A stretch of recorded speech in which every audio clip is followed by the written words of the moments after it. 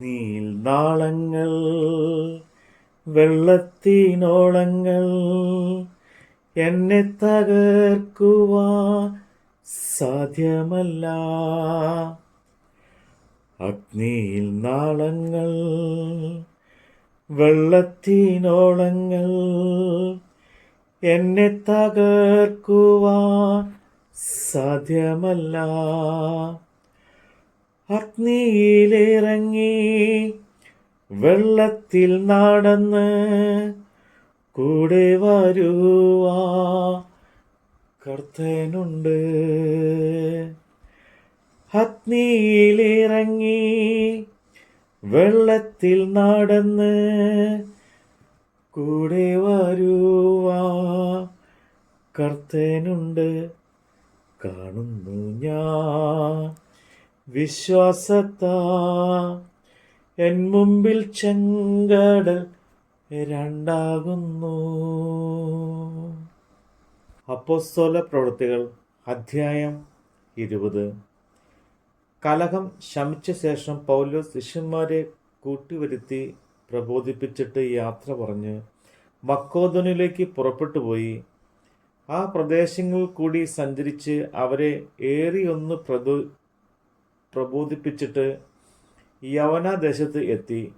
അവിടെ 3 മാസം കഴിഞ്ഞിട്ട് സുറിയയിലേക്ക് കപ്പൽ കയറി പോകുവാൻ ഭാവിക്കുമ്പോൾ യഹൂദന്മാർ അവൻ്റെ നേരെ കൂട്ടുകെട്ട് ഉണ്ടാക്കിയാൽ മക്കോദോനി വഴിയായി മടങ്ങിപ്പോകുവാൻ നിശ്ചയിച്ചു.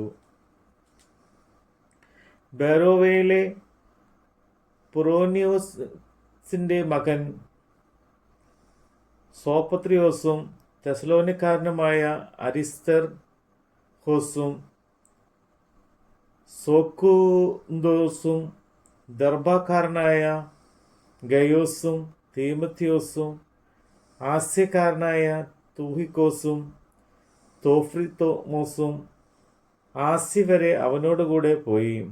അവർ മുമ്പേ പോയി ത്രോവോസിൽ ഞങ്ങൾക്കായി കാത്തിരുന്നു.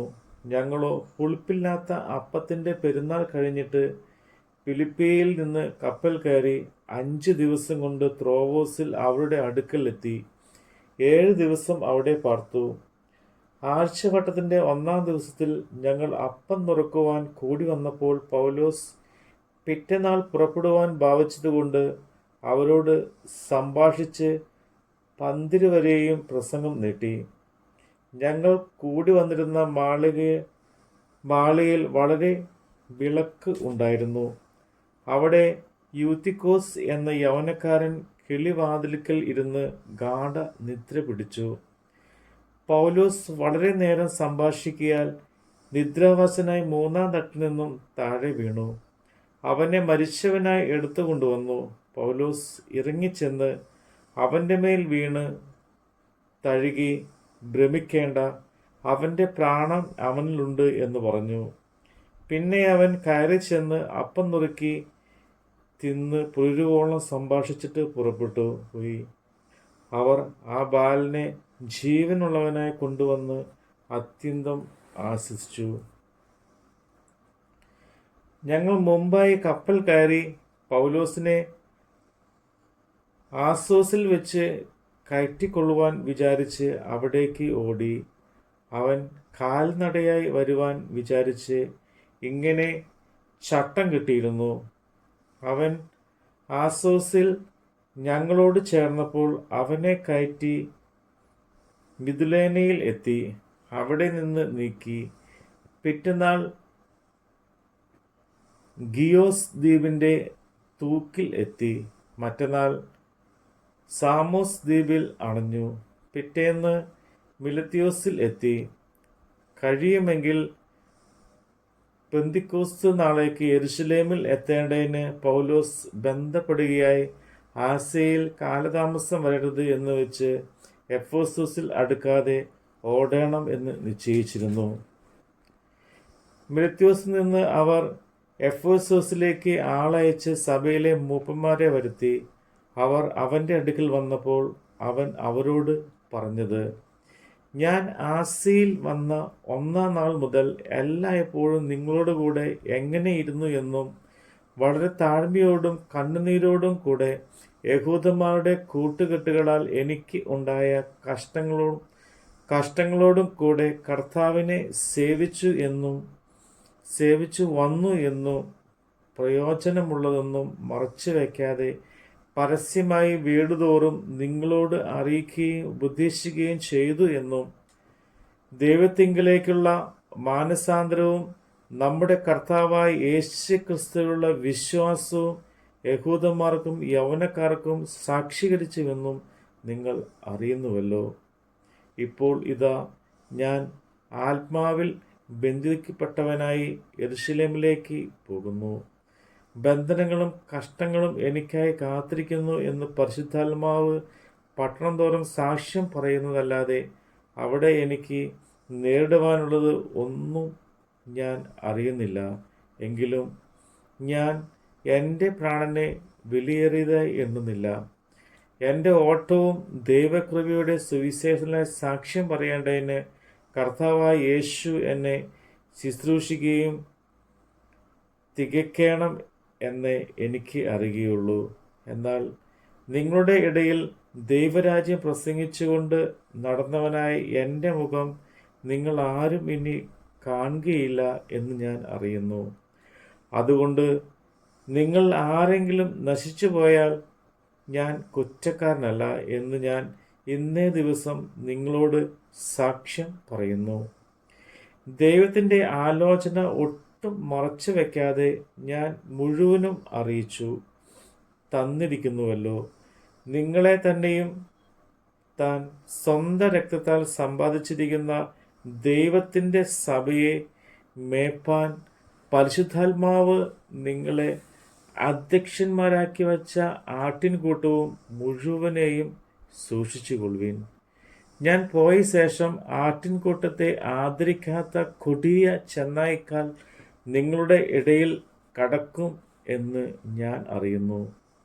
ശിഷ്യന്മാരെ തങ്ങളുടെ പിന്നാലെ വലിച്ചു കളയുവാനായി വിപരീത ദേശം പ്രസ്താവിക്കുന്ന പുരുഷന്മാർ നിങ്ങളുടെ ഇടയിൽ നിന്നും എഴുന്നേൽക്കും. അതുകൊണ്ട് ഉണർന്നിരിപ്പിൻ. ഞാൻ 3 സംവത്സരം രാപ്പകൽ ഇടവിടാതെ കണ്ണുനീർ വാർത്തുകൊണ്ട് ഓരോരുത്തന് ബുദ്ധി പറഞ്ഞു തന്നത് ഓർത്തുകൊള്ളുവിൻ. നിങ്ങൾക്ക് ആത്മീയ വർധന വരുത്തുവാനും സകല വിശുദ്ധന്മാരോടും കൂടെ അവകാശം തരുവാനും കഴിയുന്ന ദൈവത്തിലും അവൻ്റെ കൃപയുടെ വചനത്തിലും ഞാൻ ഇപ്പോൾ നിങ്ങളെ ഭരമേൽപ്പിക്കുന്നു. ആരുടെയോ വെള്ളിയോ പൊന്നോ വസ്ത്രമോ ഞാൻ മോഹിച്ചിട്ടില്ല. എൻ്റെ മുട്ടിനും എന്നോട് കൂടെ ഉള്ളവർക്കും വേണ്ടി ഞാൻ ഈ കൈകളാൽ അധ്വാനിച്ചു എന്ന് നിങ്ങൾ തന്നെ അറിയുന്നുവല്ലോ. ഇങ്ങനെ പ്രയത്നം ചെയ്ത് പ്രാപ്തിയില്ലാത്തവരെ സഹായിക്കുകയും വാങ്ങുന്നതിനേക്കാൾ കൊടുക്കുന്നത് ഭാഗ്യമെന്ന് കർത്താവായ യേശു താൻ പറഞ്ഞ വാക്ക് ഓർത്തുകൊള്ളുകയും വേണ്ടത് എന്ന് ഞാൻ എല്ലായും കൊണ്ടും നിങ്ങൾക്ക് ദൃഷ്ടാന്തം കാണിച്ചു തന്നിരിക്കുന്നു. ഇങ്ങനെ പറഞ്ഞിട്ട് അവൻ മുട്ടുകുത്തി അവരെല്ലാവരോടും കൂടെ പ്രാർത്ഥിച്ചു. എല്ലാവരും വളരെ കരഞ്ഞു. ഇനിമേൽ ഇവൻ്റെ മുഖം കാണുകയില്ല എന്ന് പറഞ്ഞ വാക്കിനാൽ അവർ ഏറ്റവും ദുഃഖിച്ചു. പൗലോസിൻ്റെ കഴുത്തിൽ കെട്ടിപ്പിടിച്ച് അവനെ ചുംബിച്ച് കപ്പലോളം അവനോടുകൂടെ വന്ന് അവനെ യാത്ര അയച്ചു. നമ്മുടെ കർത്താവിൻ്റെ വചനമാണ് നമ്മൾ കേട്ടത്. 4 നാളായാലും നാറ്റം വാമിച്ചാലും കല്ലറ മുമ്പിൽ കർത്തൻ വന്നിടും. 4 നാളായാലും നാറ്റം വാമിച്ചാലും കല്ലറ മുമ്പിൽ കർത്തൻ വന്നിടും. വിശ്വസിച്ചാൽ നീ മഹത്വം കാണും. സാത്താന്റെ പ്രവർത്തികൾ തകർത്തിടും.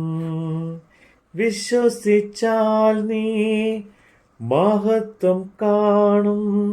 സാത്താന്റെ പ്രവർത്തികൾ തകർത്തിടും. കാണുന്നു ഞാൻ വിശ്വാസത്താ എൻ മുമ്പിൽ ചെങ്കടൽ രണ്ടാകുന്നു.